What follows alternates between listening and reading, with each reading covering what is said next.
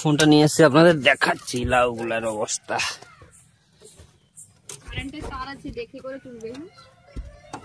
দেখে করেই তুলবো, চিন্তা করো না। এটা একটা কাটবো, দেখতে পাচ্ছেন। নমস্কার বন্ধুরা, সানার কিচেনে আপনাদের সবাইকে স্বাগত।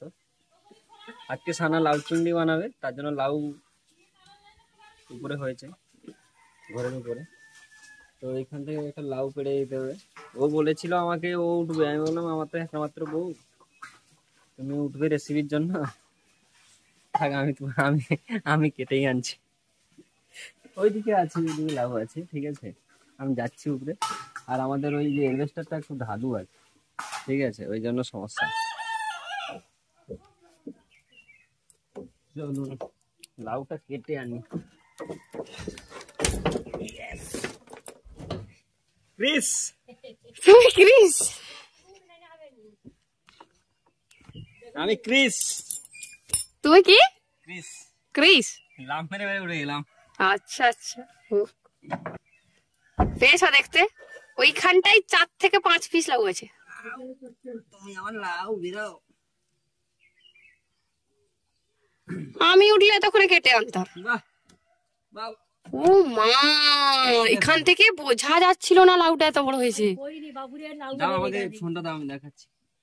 আমি ফোনটা নিয়ে এসে আপনাদের দেখাচ্ছি লাউগুলার অবস্থা।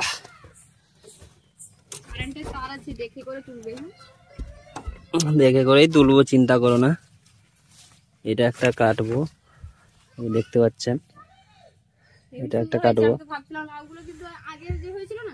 হ্যাঁ, এদিকে একটা দেখুন, এটা একটু কচি আছে, এটা একটু কচি আছে। এদিকে এটা একটু ছোট, এটা নষ্ট হয়ে গেছে। এই সানা, এটা নষ্ট হয়ে গেছে কিন্তু। হ্যাঁ, বাহ বাহ বাহ বাহ। এইদিকে একটা আছে। কোন দুটো কাটবো? এইটা কাটবো? হ্যাঁ, এটা আর এটা কাটবো তো? দাঁড়াও, কেটে নিচ্ছি। তুমি উঠবে বলছিলে না? উঠতে তো দিলে না। দরকার নেই বাবা, কেন? তোমার রেসিপির চক্করে আমি আমার বউকে হারাতে চাই না গো।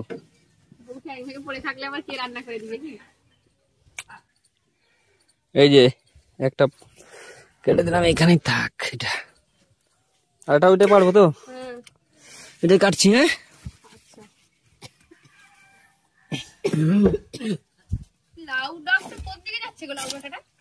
কোনটা? ওটা কেটে না ওইদিকে দিয়ে দেবো। দুটো কেটে নিয়েছি লাউ, এবার আটা ওটা ইঁদুর খাওয়াটা কিনে নেবো। আচ্ছা হোক।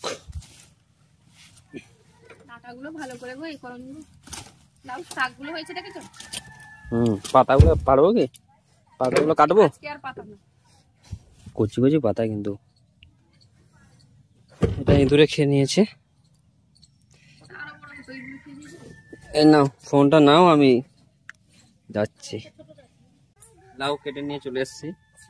এরপর বাকি রেসিপিটা সানা আপনাদের করে দেখাবে। আমার কাজ তুমি করো না, তুমি করো। না না, ঠিক আছে, তুমি করে দেখাবে। ঠিক আছে ঠিক আছে, নাও। হতে পারো তো? ঠিক আছে। লাউ তো একজন কেটে দিয়ে গেছেন, দেখে নিয়েছেন। এবার লাউটা আমি কেটে রান্না করব। গাছ থেকে কাটার দায়িত্ব ছিল ওনার, তারপর আমার দায়িত্ব। কারণ উপরে লাউ কাটতে আমাকে উঠতে দেবেন না বাবু। যদি পড়ে গিয়ে ঠ্যাং ভেঙে যায় তাহলে কে খাওয়াবে রেসিপি বানিয়ে। এবার চলুন লাউটাকে কেটে নিই। বলেছিলেন বড় লাউটা করতে, কিন্তু বেশি বড় লাউটা করলে খাবে কি? এত লোক সংখ্যা নেই আমাদের বাড়িতে যে এত বড় লাউ খাবে, তাই ছোটটাই করলাম। এবার প্রথমে লাউয়ের খোসাটা ছাড়িয়ে নিচ্ছি। আর লাউর ভেতরটা দেখুন, পুরো একদম কচি লাউটা। বীজগুলো যে একটু একটু হয়েছে, সেগুলো কিছুই হয়নি এখনো পর্যন্ত। এই লাউটা আরো একটু বড় হতো, আর একটা যেটা বড়টা ছিল সেটাও কচিটা। লাউগুলো প্রায় 1 হাত করে লম্বা হয়, কোনোটা আবার 1 হাতের একটু বেশিও হয়ে যায়। এবার হালকা করে লাউয়ের খোসাটা ছাড়িয়ে নিচ্ছি। এই লাউয়ের খোসার চেচকি ভাজা খেতেও কিন্তু খুব ভালো লাগে। আপনারা যদি রেসিপিটা দেখতে চান আমাকে কমেন্ট করে জানাবেন। কিভাবে লাউয়ের খোসার ভাজা বানানো যায় সেটা আমি আপনাদের সঙ্গে শেয়ার করব। চলুন এবার লাউটাকে একদম সরু সরু টুকরো করে কেটে নেব।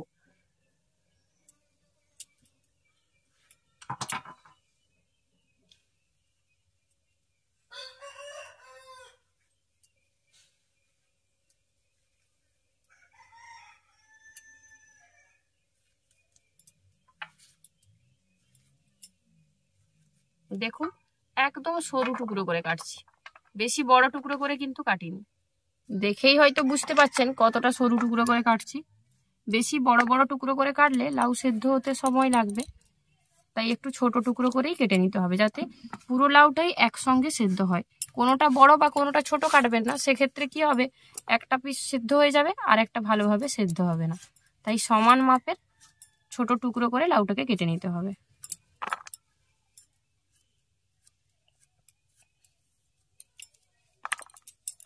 লাউ কাটা কমপ্লিট, এবার এটা রান্না করতে চলে যাব।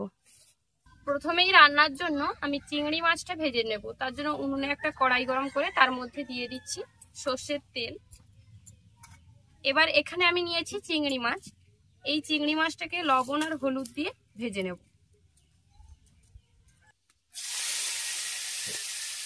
যেদিন দেখছেন চিংড়ি মাছ কম থাকবে সেদিন এই লাউ চিংড়িটা তৈরি করতে পারেন, কারণ অল্প পরিমাণে চিংড়ি মাছ হলে কি হয়, সেই মাছটা দিয়ে কি করবেন, কাকে বাড়ি দেবেন, এটাই সমস্যায় পড়ে যাওয়া হয়।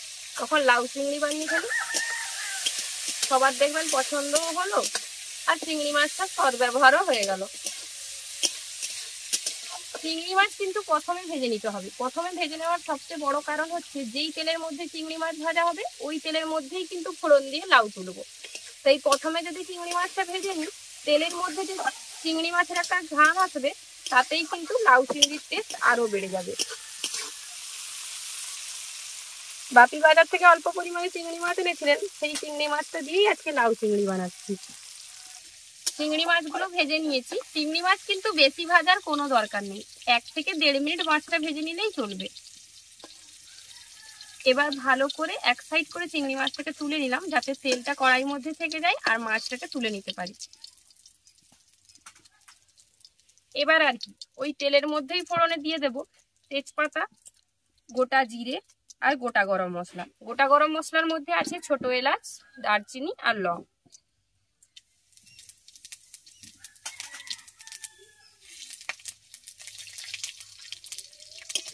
জিরেটাকে একটু ভেজে নেওয়ার পর এর মধ্যে দিয়ে দিচ্ছি কয়েকটা চেরা কাঁচা লঙ্কা।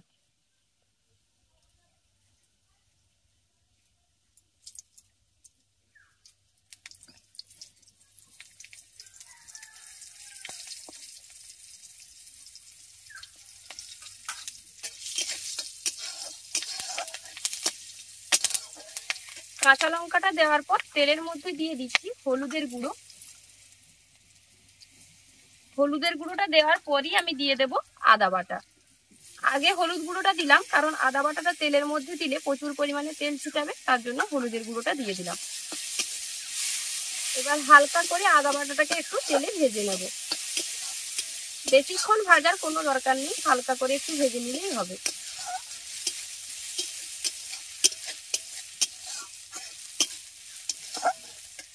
হালকা করে ভেজে নেওয়ার পর কেটে রাখা লাউটা ধুয়ে আমি এর মধ্যে তুলে দিচ্ছি।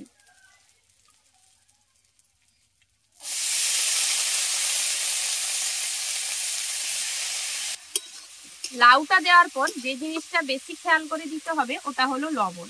লাউতে কিন্তু প্রচুর পরিমাণে জল থাকে, তাই লবণটা একটু সাবধানেই ব্যবহার করতে হবে। অতিরিক্ত পরিমাণে যদি লবণ হয়ে যায় সেক্ষেত্রে পরে আর কিছুই করা যাবে না। লবণ হয়ে গেলে নুন নুন খেতে লাগবে আর সবাই বাড়িতে বলবে তরকারিতে বেশি লবণ হয়ে গেছে। তাই লবণটা অবশ্যই দেখে করেই দেবে।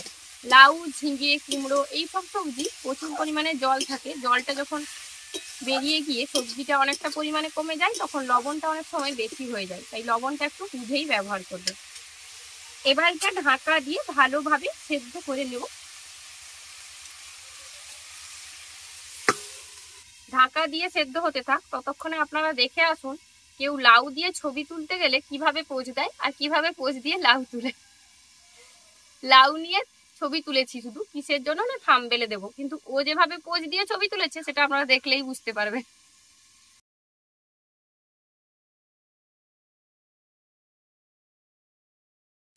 দেখলেনই তো কিরকম লাউ দিয়ে পোজ দেওয়া হয়েছে, মনে হচ্ছে যেন লাউ দিয়ে ক্যারাটে খেলছিল। চলুন এবার লাউটা সেদ্ধ হয়েছে কিনা দেখে নিন। দেখুন লাউটা একদম জলটা বেরিয়ে করে কতটা পরিমাণে কমে গেছে, তা কড়াই নিচে একদম পড়ে গেছে।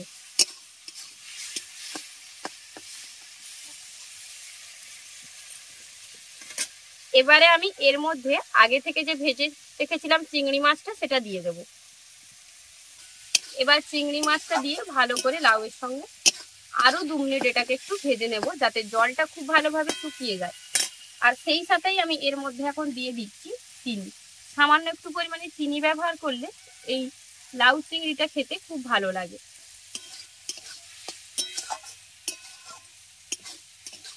এবার এটাকে আমি 2 মিনিট ভেজে নিচ্ছি। আমাদের লাউ চিংড়ি একদম রেডি। এবার এটাকে একটা পাত্রে নামিয়ে নেব।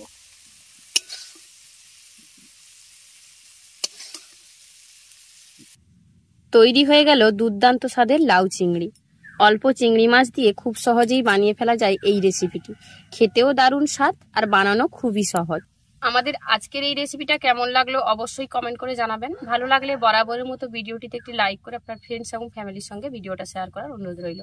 আর যেসব বন্ধুরা এখনো চ্যানেলটি সাবস্ক্রাইব করেনি প্লিজ চ্যানেলটি সাবস্ক্রাইব করে নেবেন।